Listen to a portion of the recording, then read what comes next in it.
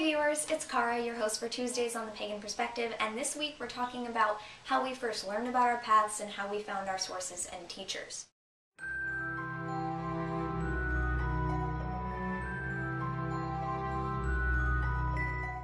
This week's topic came from a user named who asked how we learned about our path and how we found our sources or teachers. Also, how to stay safe when seeking a mentor online or in person. If you watch my personal channel, you guys know that I came into learning about my path and found sources and teachers very easily because I was very lucky in my circumstances. I started out because my cousin was Wiccan, so I could start by asking her some basic questions, and then I pretty much turned to the internet to find out kind of basic information about all the things that I wanted to know. And I'll be honest, I get messages a lot of the time like, do you have a good source for this? Do you have a good source for that? How do I find out about this? And the first thing I always say is Google it, because that's what I do.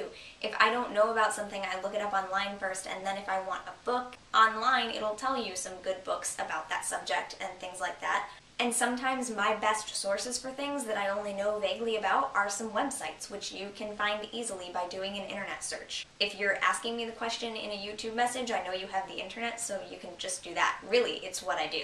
So once I had some basic working knowledge of things, I turned to books. But for me, it wasn't so much buying the books as it was getting the books from the people that my mom knew. At the time, my mom owned a gift shop that was previously owned by a Native American, very spiritual woman, and through that outlet, we came to know a couple spiritualists, reverends of the Universal Life Church, people with similar ideals who maybe followed a different spiritual path or called their path something different, but basically had the same views that we did. They meditated with us, they did divination and everything all together. So I was very fortunate in having those people in my life to teach me and to recommend books and to give me books and tools and things. So I found my sources and teachers very easily. They kind of just came to me. I didn't have to do a lot of searching, and that's where I don't really know how to relate to those of you who are looking for it. When I started out, I didn't have anybody really that I felt I could talk to about it, so I looked for the kids in school who said they were Wiccan. It turns out they really weren't, but you know. But for a long time, my sources were just on the internet, and that was fine. And that's fine if that's all you have right now. I never sought out classes or things like that around me because I was so young. I knew I wouldn't be able to go. And even now, I don't have a car. I would never be able to get to one, even if there was one nearby, which I have since searched for, and I don't think there are any nearby. But I would say in this day and age, our biggest resource for starting to find out about a topic is the internet. As for how you can find sources and teachers now, sources obviously start with the internet. Amazon has great lists for books on any subject, really. So if you want a physical book, Amazon or something like that is a great place to start. Google Books, things like that will get you the really good sources. Or ask other people what they recommend about a certain topic. I do get constant messages for, you know, what are your favorite books about Wicca? That I can't answer because I have a couple of those. If you ask me something like, what are your favorite books on some obscure topic that I've never even heard of, I can't tell you. I'm going to tell you to look it up online and find out for yourself. But if you know someone who has the same interests as you on YouTube or something like that, shoot them a message and ask them what they recommend. That's another really easy way to find books. As for how to find teachers, I said I didn't really look for my teachers, they came to me. But I would consider a lot of the people that I watch on YouTube to be, one, friends, and two, teachers of mine. A couple people have referred to me as a teacher because I share the things that I know. I don't pretend to know anything that I don't, which I think is a good quality in a mentor or teacher of a spiritual sense. If they pretend to know everything about everything, they're probably not going to actually help you out very much in learning. They're just going to try to impose things on you. And also, if they try to get you to believe something that you don't, or do something that you're not comfortable with, don't go with that person. So I would say if you're looking for a teacher, even in an online sense, even if you don't ever correspond with them through messages, just someone to look at, I would look for someone whose beliefs match yours, someone who challenges you, and someone who recognizes that they don't know everything about everything and therefore is constantly questioning.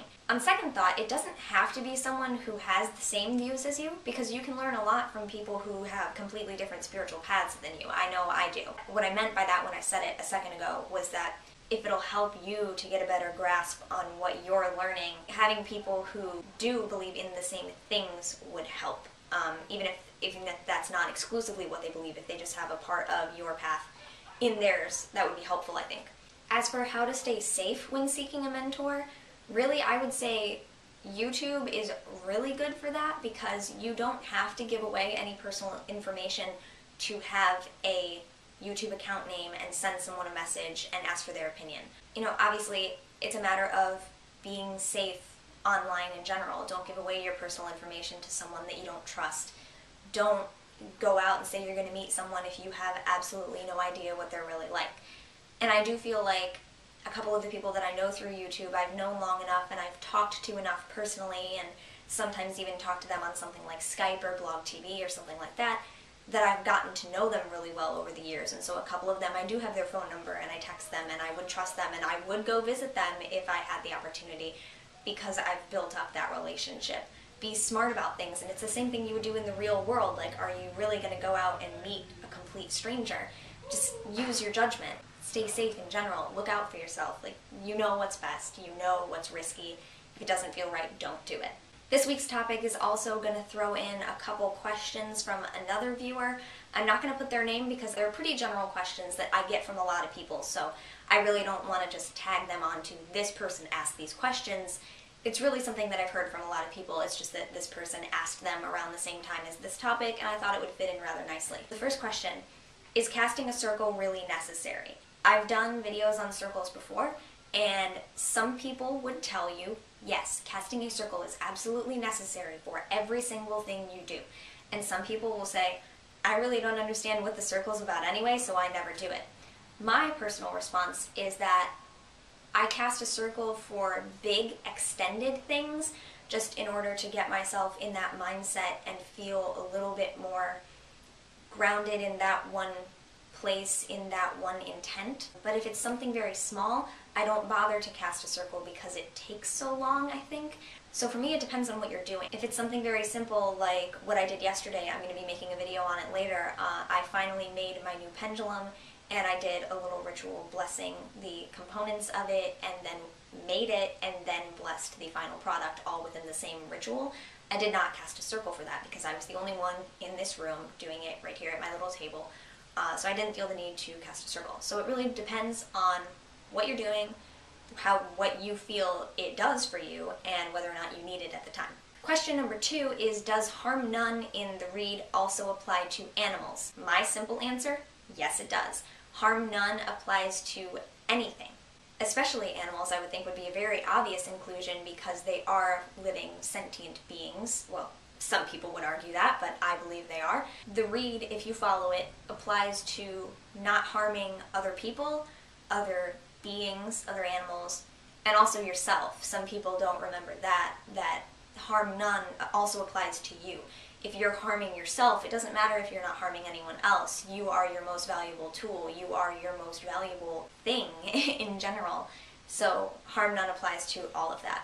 And question number 3, the last question, does an athame have to be double-edged? I think in the definition it says that it's a double-edged blade, and so if it wasn't double-edged for me, I wouldn't call it an athame. I don't have one that I work with, but for me it would be, because it's 1, a masculine symbol, and 2, it's also a symbol of the duality for me because of the double edge.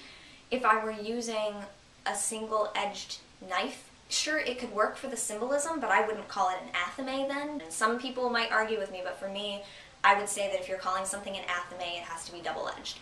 I'm not so particular about the black-handled part, because the little thing that I would use as an athame, if I were to, is actually a letter opener that looks like a sword, and the hilt is gold. So I don't really care about the color, but it would have to be double-edged for me. But again, the answers to all those questions will differ depending on who you ask and what their path is and where they are in their path and stuff like that. So I hope that helps you, and I hope that helps you at large. I think we have an interesting couple of weeks coming up, so I will see you guys next week. Thank you very much for watching, and blessed be.